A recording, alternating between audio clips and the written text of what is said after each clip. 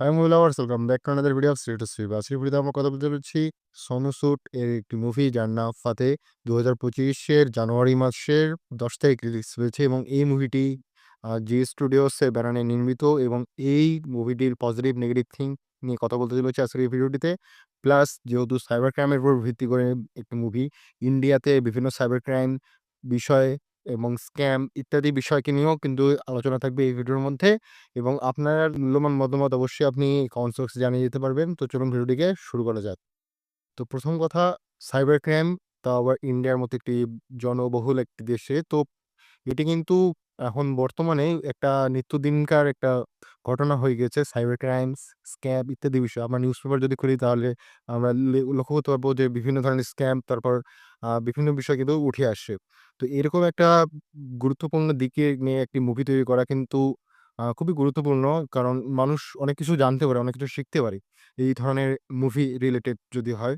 যেমনটি আপনি যদি দেখেন যে বলিউডে সাইবার ক্রাইম বিষয়ক মুভি কিন্তু নাই বললেই চলে। তো সেই জায়গাতে Sonu should x A director plus hero সামনে এসেছে, সেটা কিন্তু বেশ ভালো লাগছে। এইটা হচ্ছে একটা পজিটিভ দিক মুভিটির, যে এই বিষয়টাকে নিয়ে সবার সামনে নিয়ে আসা হয়েছে এবং বিভিন্ন দিক তুলে ধরা হয়েছে। স্ক্যাম কিভাবে হয়, মানুষ কিভাবে প্রতারিত হচ্ছেন, কিভাবে তারা হুমকির মুখে আছেন, সেই বিষয়টিকে নিয়ে কথা বলা হয়েছে। তো মুভির মধ্যে যেটা জিনিস সবার আগে দেখানো হচ্ছে, তো কোনো স্পয়লার ছাড়া আমি বিষয়টিকে একটু তুলে ধরার চেষ্টা করি। তো প্রথম কথা, মুভির মধ্যে দেখানো হচ্ছে বিভিন্ন স্ক্যাম রিলেটেড কিছু অ্যাপস যারা মানুষকে কি করছে আপনার আ লোন দিচ্ছে, খুব সহজেই লোন দিচ্ছে। কারণ আমরা জানি যে ব্যাংকের মধ্যে যদি লোন নিতে যান তাহলে মিনিমাম আ ১-১.৫ মাস বা ৭ থেকে ৮ দিন, মিনিমাম ১ সপ্তাহ বা ২ সপ্তাহ তো আপনার বিভিন্ন কাগজপাতি জমা দিতে লাগে। আপনার ব্যাংক আ বিভিন্ন তথ্য নেয়। তারপর কিছু জমা দিতেও হতে পারে অথবা কাগজপাতি জমা দেয়। অনেকে আবার বাড়ির কাগজপত্র ইত্যাদিও বিষয়ও কিন্তু জমা নেয় ব্যাংক। তো সেই জায়গা থেকে বাঁচানোর জন্য কিন্তু অনেক অ্যাপ রয়েছে এবং ইন্ডিয়া নয়, বাংলাদেশেও কিন্তু এরকম রয়েছে যে অ্যাপের মাধ্যমে আপনি জাস্ট সাইন ইন করলেন। খুব সহজে মাত্র ১০ মিনিটের মধ্যে আমি একটা লোন পেয়ে যাবো। এরকম অ্যাপ কিন্তু রয়েছে এবং এই অ্যাপগুলো কি করে মানুষকে ঠকাচ্ছে, কি করে সেই ইউজারের ডাটা চুরি করতেছে, সেই ডাটা কে তারা আবার শেয়ার করতেছে এবং এইটার কারণে সেই যে ইউজার যে আসলে লোন নিলো, লোন চুকাই দেওয়ার পরেও কিন্তু বিভিন্নভাবে তারা প্রতারণা করে। তো এই বিষয়গুলোকে নিয়ে কিন্তু মুভিটিতে খুব ভালোভাবে উপস্থাপন করা হয়েছে। তো মুভির মধ্যে সবথেকে যে জিনিসটা ভালো লেগেছে সেটা হচ্ছে এই স্ক্যাম, ফ্রড ইত্যাদি বিষয়গুলোকে তুলে ধরেছে এই জিনিসটা। আরেকটা জিনিস সবথেকে যেটা ভালো লেগেছে সেটা হচ্ছে এই মুভির মধ্যে আপনি যদি লক্ষ্য করেন তাহলে দেখতে পাবেন যে মানুষ বর্তমানে এমন একটা জায়গায় আমরা চলে গেছি, তথ্য প্রযুক্তি, এআই আমাদের মাঝে চলে এসেছে। যারা কি করছে আপনার বিভিন্নভাবে কিন্তু আপনার আ আপনি সকাল থেকে রাত পর্যন্ত আপনার ফোন, আ টেলিফোন তথ্য সরবরাহ বিভিন্নভাবে কিন্তু আমরা তথ্য ইন্টারনেটে শেয়ার করছি, ওয়েবসাইটে শেয়ার করছি, Facebook, Instagram, Twitter ইত্যাদি বিষয়ে কিন্তু আমরা বিভিন্ন তথ্য আমরা শেয়ার করছি এবং এই তথ্যগুলো যে আমরা দিচ্ছি, এই তথ্যগুলো কিন্তু কোথাও না কোথাও স্টোর হচ্ছে। এবং সেই স্টোর, সেই ডাটা যদি কখনো হ্যাক হয় অথবা আমরা যাদের কাছে শেয়ার করতেছি তারা যদি এই ডাটাগুলো হ্যাকারদের কাছে শেয়ার করে, সেই হ্যাকাররা ওই বিভিন্ন ডাটার মাধ্যমে কিন্তু আমাদের আ নিত্যদিনকার কোনো না কোনো মানুষ, এখানে মুভির মধ্যে যেভাবে বর্ণানো হয়েছে যে পৃথিবীর আমার যত মানুষ রয়েছে সব মানুষের ডেটা কোথাও না কোথাও স্টোর হচ্ছে এবং সেই ডেটাটাকে আমরা ব্যবহার করতেছে হ্যাকাররা এবং সেই হ্যাকারের মাধ্যমে বিভিন্ন যারা হতদরিদ্র রয়েছে, হতদরিদ্র বলতে যারা পুয়ার ফ্যামিলি, যারা অতটা এসব নিয়ে অতটা ভাবে না, তারা যারা সিনসিয়ার নয়, যারা সচেতন নয়, তাদেরকে কিন্তু এই হ্যাকাররা টার্গেট করে এবং টার্গেট করে তাদের স্ক্যামের মধ্যে নিয়ে আসে এবং তাদের বিভিন্ন ব্যাংক প্রাইভেসি থেকে শুরু করে বিভিন্নভাবে কিন্তু আপনার টাকা স্ক্যাম ইত্যাদি কিন্তু হয়ে থাকে। তো এই বিষয়টিও কিন্তু বেশ ভালো।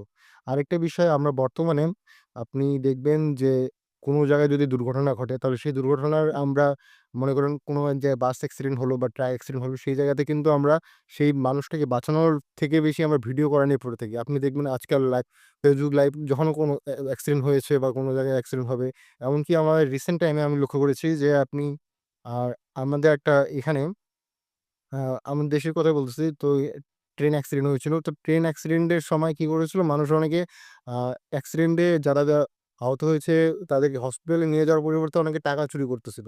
তো আমাদের বর্তমান মানসিকতাটা এমন জায়গায় চলে গেছে, মনুষ্যত্ব বোধটাই আমাদের হারিয়ে গেছে। সেই জিনিসটাকেও এখানে একটা খুব একটা ছোট্ট একটা জিনিসের মাধ্যমে দেখানো হয়েছে। সেই জিনিসটা যদি একটু বলি যে, যতজন মানুষ মনে করেন একজন ওখানে যেটা দেখানো হচ্ছে মুভির মধ্যে সেটা হচ্ছে লাইভ অনলাইন কিলিং। আপনার যতজন মানুষ ভিডিওটা দেখবে যদি একটা নির্দিষ্ট সীমা পর্যন্ত মনে করেন 20 মিলিয়ন ভিউজ যখন লাইভ মানুষ দেখবে, তার বেশি হয়ে গেলে সেই মানুষের ভোল্টেজ আরো বাড়ানো হবে এবং তার কারণে সেই ইলেকট্রিক চেয়ারের ভোল্টেজ বাড়ানো হবে এবং ফলে সেই ব্যক্তিটি মারা যাবে। তো এই যে মানুষ সবাই দেখতেছে, কেউ কিন্তু বাঁচানোর জন্য কেউই চেষ্টা করতেছে না। যদি বাঁচানো যায়, একভাবে বাঁচানো যেতে পারে, আপনি যদি লাইভটা না দেখলেন, তাহলে কিন্তু বাঁচানো যেতে পারত। এভাবে কিন্তু ২ জন প্রাণ, একজন হ্যাকার ছিল, ইথিক্যাল হ্যাকার ছিল, আরেকজন একটা মেয়ে যার নাম নিমরাত। তো এই ২ টি ক্যারেক্টারকে কিন্তু মেরে ফেলা হয়েছিল। খুব নৃশংসভাবে লেগেছিল এবং সেই জায়গাটা কিন্তু খুব ইমোশনাল একটা সিন। তো এই জিনিসটাকে খুব ভালোভাবে উপস্থাপন করা হয়েছে মুভিটির মধ্যে। যে বর্তমানে মানুষের মনুষ্যত্ববোধ কিন্তু খুবই কমে যাচ্ছে। একটা মানুষ একজন মরে যাচ্ছে সেটা দেখে সে আনন্দ পাচ্ছে। সেটাকে দেখতে বেশি পছন্দ করতেছে। এই জিনিসগুলো কিন্তু দেখানো হয়েছে খুব ভালোভাবেই। তো আরেকটা যেটা বিষয় যেটা খুব ভালো লেগেছে সেটা হচ্ছে এই আমরা তথ্য প্রযুক্তির দুনিয়ায় বা এআই এর দুনিয়ায় একটা জিনিস খুব একটা স্পষ্ট আ খুব হার্মফুল বা থ্রেট মানুষের হিউম্যান সিভিলাইজেশন এর জন্য বা মানব সভ্যতার জন্য, সেটা হচ্ছে ডিপেথ ভিডিও বা ডিপফেক ভিডিও। এই বিষয়টাকে কিন্তু ভালোভাবে উপস্থাপন করেছে। তো এই জিনিসটা কি? তো ১ম কথা, আমি যে এখানে ভিডিওতে কথা বলতেছি, আমার এই ভিডিওর মধ্যে আমার আ এআই এর মাধ্যমে এটাও সম্ভব যে আমার জাস্ট ফেসটাকে কাট করে অন্য একজনের ফেস এখানে বসায় দেওয়া সম্ভব। এই যে বিষয়টা, এই বিষয়টাও কিন্তু মুভির মধ্যে খুব ভালোভাবে দেখানো হয়েছে এবং এইটা কিন্তু খুব বড় একটা হুমকি। কারণ আমি এই ভিডিওটা করতেছি, আমি একটা বিষয় নিয়ে কথা বলতেছি। এখানে অন্য একজনের ভিডিও, উনি মনে করেন একজন ইউটিউবার। সাপোজ ধরেন আমার সমতুল্য একজন ইউটিউবার, সে কি করলো? আমার এই যে আমি বক্তৃতা দিচ্ছি, আমি এই মুভিটার রিভিউ করতেছি, এই জায়গাতে নিজের ফেসটা বসায় দিল এবং যার কারণে মনে হবে যে এবং তার ভয়েসটাকেও এডিট করে দিল এবং সেটা সে নিজের চ্যানেলে আপলোড করে দিতে পারে। তো এইভাবে কি হবে যে রিভিউটা তো মূলত আমি করেছি। কিন্তু আমার জায়গায় অন্য একজন ইউটিউবার সে তার নিজের একটা ভিডিও কনটেন্ট কিন্তু তৈরি হয়ে গেল। এটা জাস্ট একটা ছোট্ট এক্সাম্পল ডিপফেক ভিডিওর এবং এটার মাধ্যমে কিন্তু অনেক বড়, বড় আ অ্যাক্টর, অ্যাক্ট্রেস এবং ইন্ডিয়াতে এটা সবথেকে বেশি হয় যে বিভিন্ন ধরনের অ্যাক্ট্রেসের এরকম ডিপফেক ভিডিও তৈরি করে বিভিন্ন সাইটে আ আপলোড করে দেওয়া হয়। আমি যে বিষয়টাকে নিয়ে তুলে ধরতে চাচ্ছি, যে সকল সাইটকে নিয়ে বুঝাতে চাচ্ছি, আশা করি আপনারা বুঝতে পেরেছেন। সেই কাজটাও কিন্তু বর্তমানে ডিপফেকের মাধ্যমে হতো। এই ডিপফেকের যে বিভিন্ন খারাপ দিক আছে, সেই দিকটাও কিন্তু মুভির মধ্যে খুব ভালোভাবে তুলে ধরা হয়েছে। তো এই পয়েন্টগুলো কিন্তু খুব ভালো ছিল এবং যেভাবে উপস্থাপন করা হয়েছে, ইমোশনটা খুব কাজে লেগেছে এবং আরেকটা জিনিস যেটা সবথেকে ভালো লেগেছে সেটা হচ্ছে মুভির মধ্যে এই যে মিউজিকগুলোর ব্যবহার। তো আপনি যদি লক্ষ্য করেন এই মুভিটার মধ্যে আপনি বিভিন্ন অ্যাকশনের সময় অ্যাকশন বিজিএম এবং ইমোশন এর সময় যে অরিজিৎ সিং এর গাওয়া যে 'ফাতে' সংটার টাইটেল, সেটা যখন ইউজ করা হয়েছে সেই জিনিসগুলো কিন্তু খুব ভালো ছিল। এছাড়া সাইবার ক্রাইমকে নিয়ে বিভিন্ন দিক তো আমি অলরেডি বলে ফেলেছি। এর পরবর্তীতে আরো যদি কিছু ডিটেইলস এ চলে যাই, যেমন নেগেটিভ পয়েন্ট গুলো এখন চলে আসি। তো ফার্স্ট অফ অল আমার যেই জিনিসটা সবথেকে নেগেটিভ লেগেছে তার মধ্যে হচ্ছে খুব মিস্টেক।